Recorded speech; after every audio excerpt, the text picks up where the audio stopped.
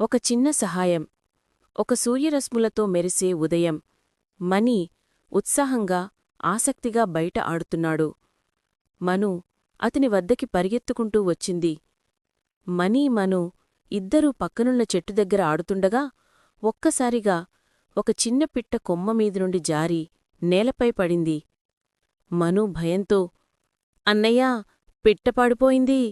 ఎంత చిన్నగా ఉంది. ఇలా పడితే నొప్పిగా ఉంటుండా అని అడిగింది.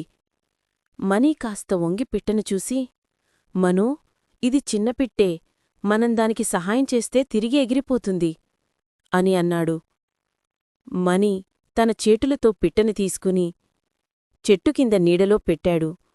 మను కూడా దగ్గరగా వచ్చి, పిట్టా, భయపడకు, మేమున్నాం కదా అని చిన్నపిల్లలా ధైర్యం చెప్పింది.